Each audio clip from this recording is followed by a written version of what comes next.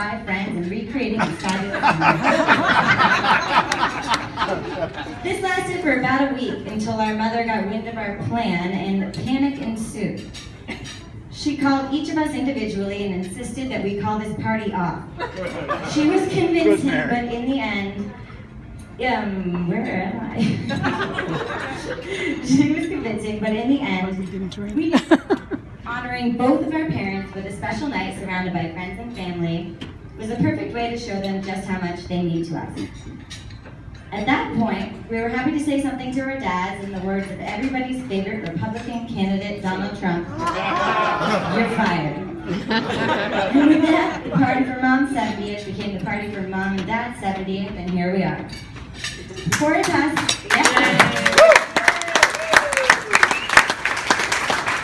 Before I pass the mic, I'll share a little bit about what it was like to have these two as parents growing up. From as far back as I can remember, my sisters and I were known as the Davidson girls.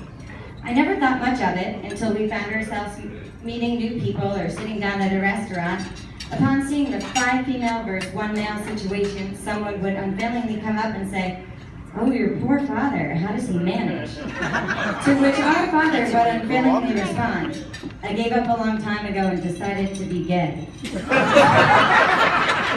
Since all of you in this room know our father well, I hope you know to take his politically incorrect humor with a grain of salt. Sometimes I wonder what my father would have been like if he had boys instead of girls.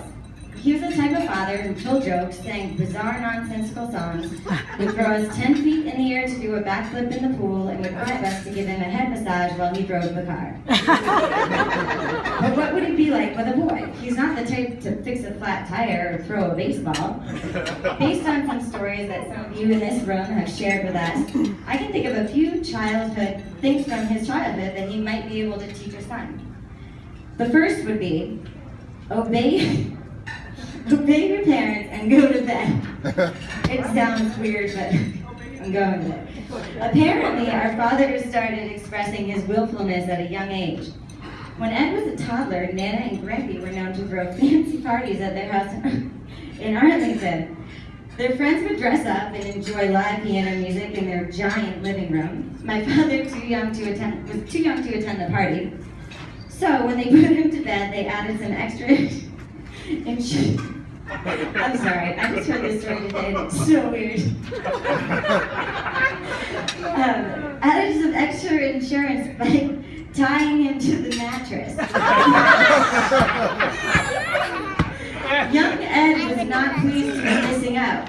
So one night, lo and behold, in the middle of the evening, my father appeared in the living room with a mattress tied to his head. He did then what anyone would do in his situation, laid down under the baby grand piano and went to sleep. Lesson number 2, the dangers of smoking. It's an important one. My father learned this lesson the hard way when he left an unfinished cancer stick in my Aunt Ruthie's brand new car and woke up in the morning to see just a shell of the car. The inside had completely melted. Aunt Ruthie never let him forget that. I could also tell you about the time that he almost burned the house down when he fell asleep cooking a steak, but I don't have all night, you guys. The third lesson he would teach a young man is that if you are going to commit theft, don't get caught. My father learned this lesson in one childhood mishap, which I'm not even sure he regrets because the story's that good. It was of course the time he, Bob McPhee, and Warren Herman stole JFK Jr.'s toy sailboat, which was given to him by the ambassador of Italy. I believe they scooped the toy boat up at least 3 times and were chased down by the Secret Service all 3 times to retrieve it. On the 4th try, they finally made away with the boat. They finally successfully sped off in their boat with the loot. After making it all the way home and gifting it to some special lady, the Secret Service hunted them down the next day and reacquired the toy. They were thrilled, though, when the story appeared in the local newspaper. It was an article entitled, "Pirates on the High Seas." Although you did not get to keep that boat, Dad, we thought we'd give you a small birthday gift. I hope this is it.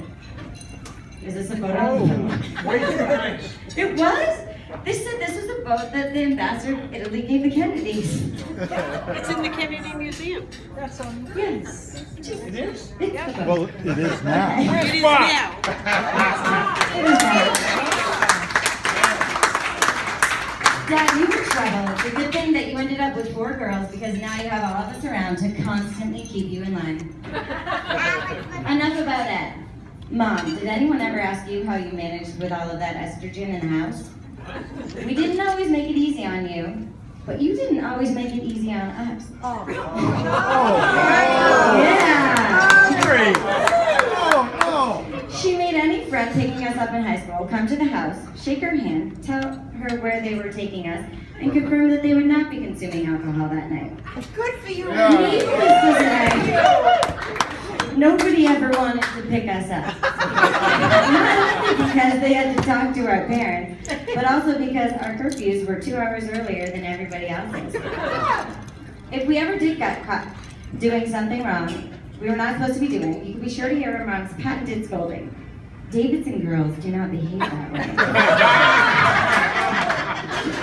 Mom, you pushed us to do some things that we didn't always like doing, but looking back now, we know you never took the easy way with your parenting, and thanks to you, we all turned out pretty great.